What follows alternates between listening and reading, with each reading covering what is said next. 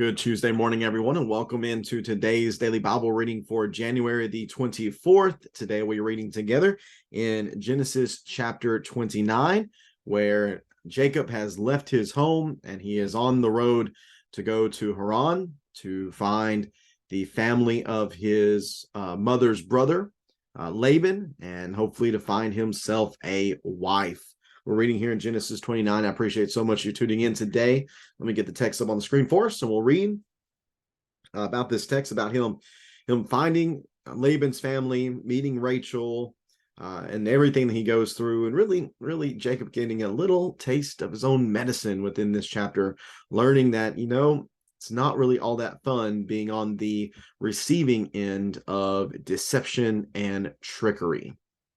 Let's read together here in Genesis chapter 29, verse number 1. Jacob resumed his journey and went to the eastern country. He looked and saw a well in a field. 3 flocks of sheep were lying there beside it because the sheep were watered from this well. But a large stone covered the opening of the well. The shepherds would roll the stone from the opening of the well and water the sheep when all the flocks were gathered there. Then they would return the stone to its place over the well's opening. Jacob asked the men at the well, "My brothers, where are you from?" "We're from Haran," they answered. "Do you know Laban, Nahor's grandson?" Jacob asked them. They answered, "We know him." "Is he well?" Jacob asked. "Yes," they said, "and here is his daughter Rachel coming with his sheep." Then Jacob said, "Look, it's still broad daylight. It's not time for the animals to be gathered. Water the flock, then go out and let them graze." But they replied, "We can't until all the flocks have been gathered and the stone is rolled from the well's opening. Then we will water the sheep." While he was still speaking with them, Rachel came with her father's sheep, for she was a shepherdess. As soon as Jacob saw his uncle Laban's daughter Rachel with his sheep, he went up and rolled the stone from the opening and watered his uncle Laban's sheep. Then Jacob kissed Rachel and wept loudly. He told Rachel that he was her father's relative, Rebekah's son. She ran and told her father. When Laban heard the news about his sister's son Jacob, he ran to meet him, hugged him, and kissed him. Then he took him to his house, and Jacob told him all that had happened. Laban said to him, "Yes, you are my own flesh and blood." After Jacob had stayed with him a month, Laban said to him, "Just because you're my relative, should you work for me for nothing? Tell me what your wages should be." Now Laban had 2 daughters. The older was named Leah, and the younger was named Rachel. Leah had tender eyes, but Rachel was shapely and beautiful. Jacob loved Rachel, so he answered Laban, "I'll work for you 7 years for your younger daughter Rachel." Laban replied, "Better that I give her to you than some other man. Stay with me." So Jacob worked 7 years for Rachel, and they seemed like only a few days to him because of his love for her. Then Jacob said to Laban, "Since my time is complete, give me my wife so I can sleep with her." So Laban invited all the men of the place and sponsored a feast. That evening, Laban took his daughter Leah and gave her to Jacob, and he slept with her. And Laban gave his gave his slave Zilpah to his daughter Leah as her slave. When morning came, there was Leah. So Jacob said to Laban, "What have you done to me? Wasn't it for Leah that I worked for you? Why have you deceived me?" Laban answered, "It is not the custom in our country to give the younger daughter in marriage before the firstborn. Complete this week of wedding celebration, and we will also give you this younger one in return for working yet another 7 years for me." And Jacob did just that. He finished the week of celebration, and Laban gave him his daughter Rachel as his wife, and Laban gave his slave Bilhah to his daughter Rachel as her slave. Jacob slept with Rachel also, and indeed he loved Rachel more than Leah, and he worked for Laban another 7 years. When Yahweh saw that Leah was neglected, he opened her womb, but Rachel was unable to conceive. Leah conceived, gave birth to a son, and named him Reuben. For she said, "The Lord has seen my affliction. Surely my husband will love me now." She conceived again, gave birth to a son, and said, the Lord Yahweh heard that I am neglected and has given me this son also." So she named him Simeon. She conceived again, gave birth to a son, and said, "At last my husband will become attached to me, because I have borne him 3 sons." Therefore he was named Levi. And she conceived again, gave birth to a son, and said, "This time I will praise Yahweh." Therefore she named him Judah. Then Leah stopped having children. And that is Genesis 29. Not a great chapter break, because chapter 30 is going to continue on in that narrative portion, talking about the dynamics of the relationship between Jacob and Leah, and Jacob and Rachel, and then Leah and Rachel as well.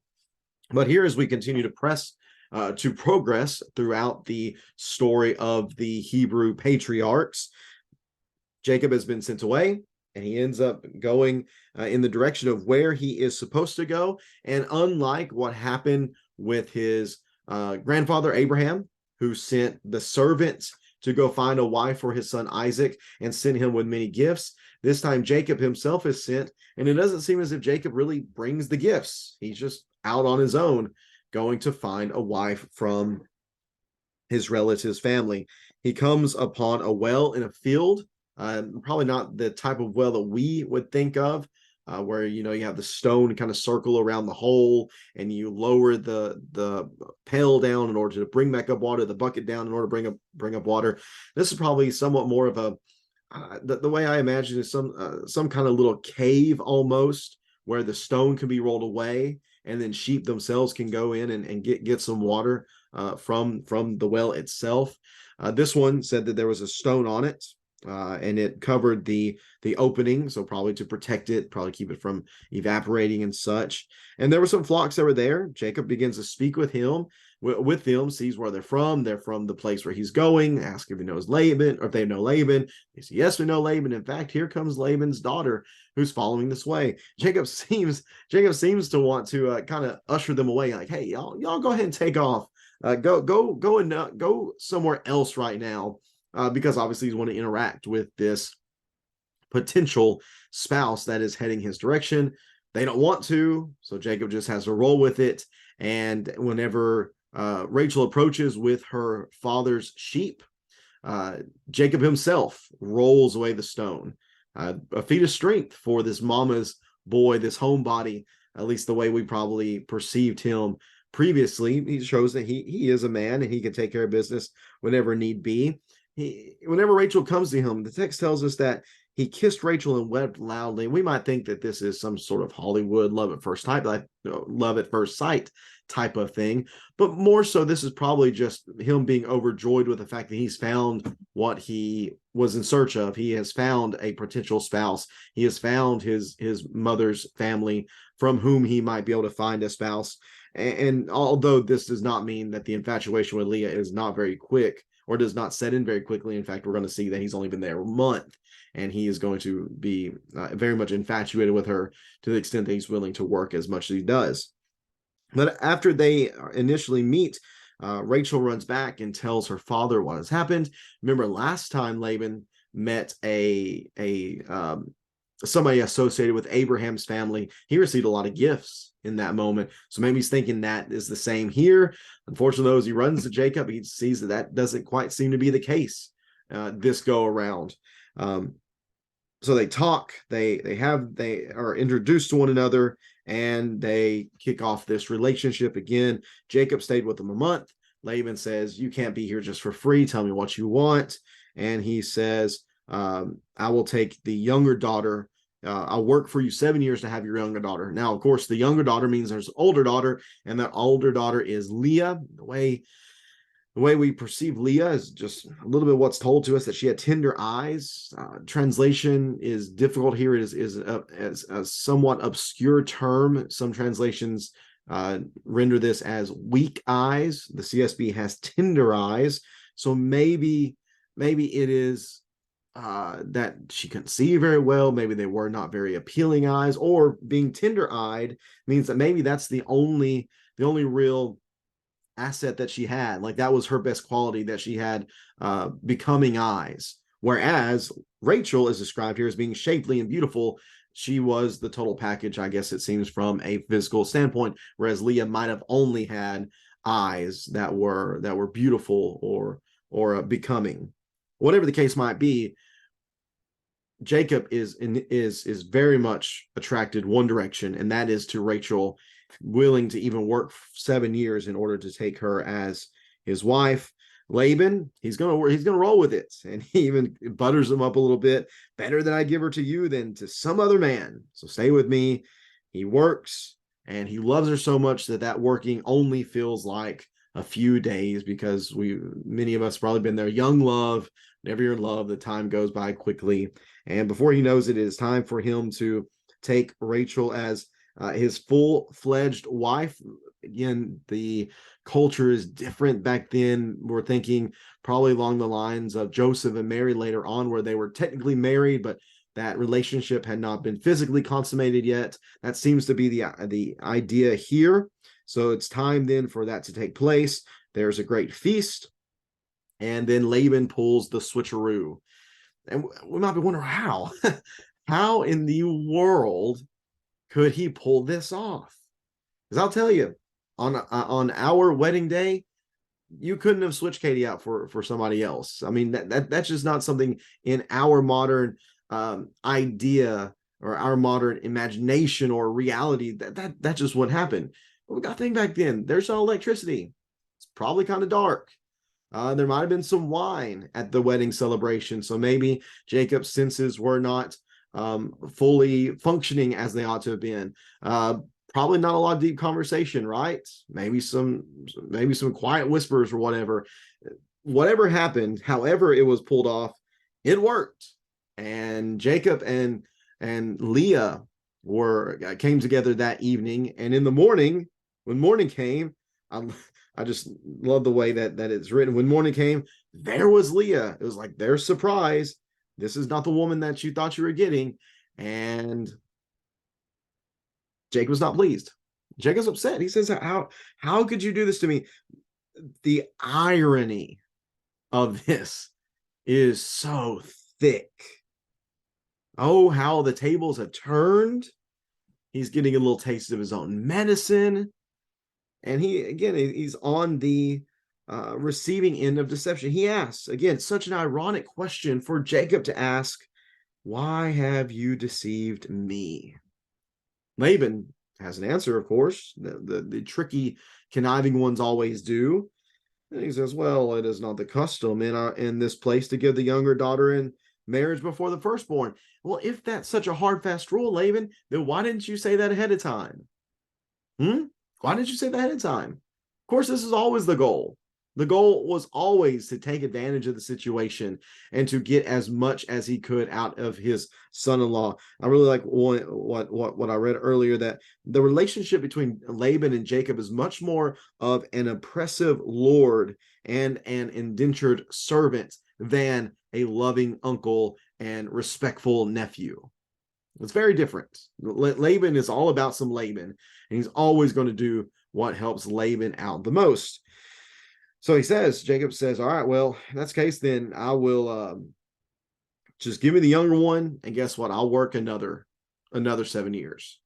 Laban says, okay, let's finish out the wedding celebration week, again, part of their culture and custom, and then I'll give Rachel to you as well. And I don't know if I ever really recognized that it didn't go. I think in my mind, I always thought it was 7 years worked, Leah was given, and then it was another 7 years, and then Rachel was given. But I think actually the way it reads is there was the 7 years work, Leah was given, the week-long celebration, then Rachel was given as well, and then he worked another 7 years. So it wasn't work, marriage, it was work, marriage, work. I believe I'm reading that the right way. I could be wrong. Please feel free to correct me if you're reading it in a different way. But here is Jacob doing what he feels like he has to do in order to get what he wants. Well, again, you can imagine that having sister wives, literal sister wives, two wives that are sisters, especially sisters that seem to clash as much as Leah or Rachel do. Leah feeling as if she's just the one that's kind of thrown at somebody instead of actually being desired, well, that relationship would not be good. And it's interesting as well that later on, this type of arrangement is going to be condemned within the law of Moses. And how interesting that it is the father of Israel who would be given the law that probably seems to be the inspiration for this particular type of law, seeing as poorly as it goes. Like, again, Leah's not loved. She's not the loved one. She was the one who was forced to be given. So here in this relationship, she would be receiving very little of the attention. Rachel receiving all of it. But the Lord's at work in this, isn't he? The Lord's at work in the fact that he opened her womb and closed the womb of Rachel. She was unable to conceive in the line of Sarah and Rebecca as well. And Leah begins to have children. The first being Reuben. Reuben having the meaning of my affliction has been seen, because she says Yahweh has seen my affliction, has given me a son. And her thought is, surely my husband will love me now, because again, thinking about just the value of a wife that could give you a son, the value of a wife that can continue your progeny. That's what every husband would have wanted at that time. And here is Leah being able to do that, but it doesn't seem to really change things. She conceives again. And she says, Yahweh heard that I am unloved, and has given me another son. This one is Simeon, which has the idea of having been heard. She conceived a third time, and she thinks, at last, this time, my husband will become attached to me, because look, I've given him 3 sons. And the name is Levi. This third son is Levi. Again, the understanding of the name being attached to. But it still doesn't seem to work. She still does not receive the love that she believes she ought to get from Jacob. She is not the favored spouse, even still. She's not the favored wife. So she conceives this 4th time. And notice how now she takes the focus off of Jacob. It's not about Jacob anymore. It's not about having his care and his affection, his love. No, she says, this time I will praise Yahweh. Therefore, she named him Judah, Judah being a word for praise. Here, Leah's in a tough spot. And, we don't really know how much say she had in this situation. Probably not very much at all. She was just thrust into the situation. So she feels very in love for, again, being the forced upon wife whenever her sister is the one that is loved. And yet at this point, she says, you know what? It's not about that. It's about Yahweh. Yahweh has given me 4 beautiful sons. She has blessed me. He has blessed me so much.